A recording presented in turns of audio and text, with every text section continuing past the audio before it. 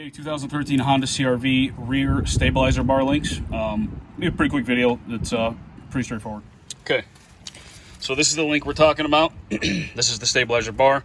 This links it to the one of these lower control arms. Okay, this helps you have stability in turning, cornering, and so on. So basically what I'm working on right now is I got a 14 mil wrench on this outer nut. Okay, because if you don't do it this way with the Allen inside the center of the bolt, then this will just turn and turn and turn.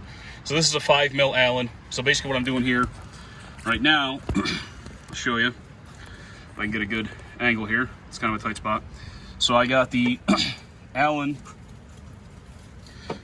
just tight there. I'm gonna turn the Allen clockwise, okay? Because we're on the opposite side of the bolt, and I'm just holding that nut still with the wrench. So this is how we're gonna back that all the way out of this nut.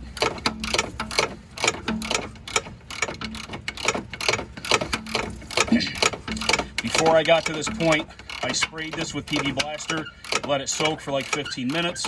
Then I wire brushed it with a wire brush on my die grinder to make sure that I could have the least possible friction when I'm taking this off, because I do not like this design. I've stripped out a lot of, well, maybe not a lot. I've stripped out a few of these Allen sockets, and then I've also stripped out a few of these ends here, which then makes it so much harder to remove.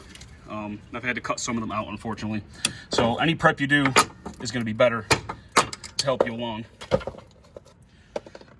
So basically, you'll just repeat that same process with this lower nut, which I've also prepped.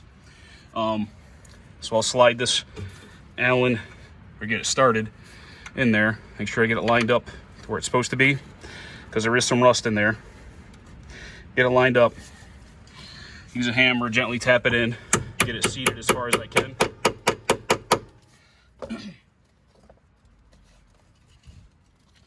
we'll start at the same process now. Hold the nut. And hopefully this one turns as well as the other one did. Looks like it will. There's a little tension on it, but just slow and steady. Seems to work. And it just stripped out. Yep. Just stripped out the center of that. I was going. This is the new part. Instead of having the stupid Allen head in the center of the bolt, you've got a nice squared off section here that'll actually be behind here. So you actually get a wrench on it and get a good grip on everything in order to be able to do that. So I'll cut this off the grinder, then that'll be on my way, and this will be simple.